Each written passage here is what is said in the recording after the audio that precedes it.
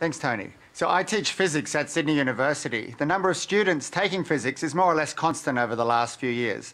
But if you look in high schools, the fraction of girls taking physics is dropping steadily.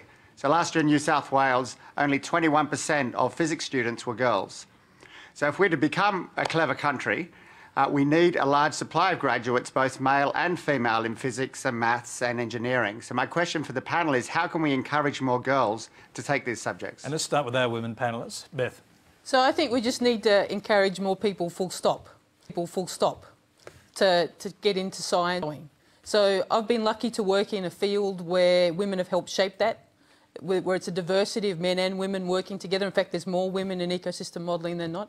I've also had the privilege of having a partner who gave up his career to stay at home and look after the kids so that I could do that. And I know from his experience that it's anybody who steps aside or loses interest. So thinking about my own kids and what they've done in school, if they don't get that spark, whether they're male or female, you know, finding that spark might be different for the two sexes, and we need to find what turns people on, but I think that's critical. A bit like the starting question about racism, I think we need to sort of forget that gender has nothing to do with science. We might have slightly different interests of where we head in the sciences, but sciences are like huge. You know, there's heaps of different kinds of sciences. So if you can't find how do you account for the figures that we're hearing from here with such a low percentage of women well, I didn't have a physics teacher at high school. We taught ourselves physics for the final year, basically. And what we did was we bounced off each other. And the joy of doing that... Tim's teaching at university. And the same in uni as well. I had 3 kids in my senior maths class, you know, the pure maths kind of guys. And the beauty of that was that you get to realise that there's no one textbook single way of doing maths and physics or any science. It's like an art. There's so many different ways of doing it. And having someone who's not a lover of science trying to teach science, which you've seen in schools, means that they feel constrained and they feel like they have to follow a recipe book.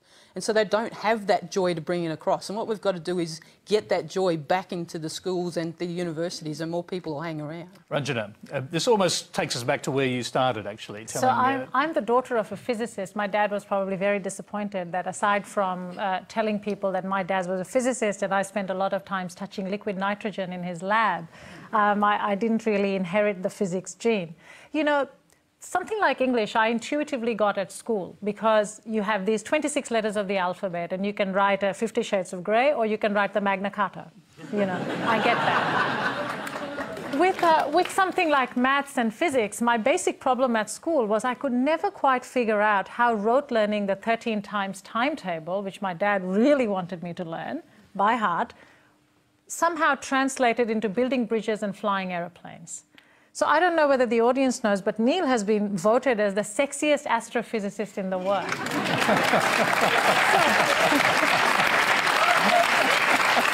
Neil, did it all start with a times table? That was 15 years ago, right? and 30 pounds ago, right? But I'm thinking not all of us can aspire to be taught by the sexiest astrophysicist in the world, but it would really help to have competent and confident mathematics and science teachers in school. And I think, you know, I grew up in India, in the UK, in the US, and one of the constant themes was that there weren't enough people who could impart the love of maths and physics as an English teacher could. And I think that for that, you have to invest in primary education, you have to invest in teachers and respect teachers. And as long as you don't do that, I think, you know, physics and maths, their lot will remain low. I think you're failing. That's what she's saying. I was going to say women as you, right? That's what you're saying. You're just not sexy enough. Looking at him.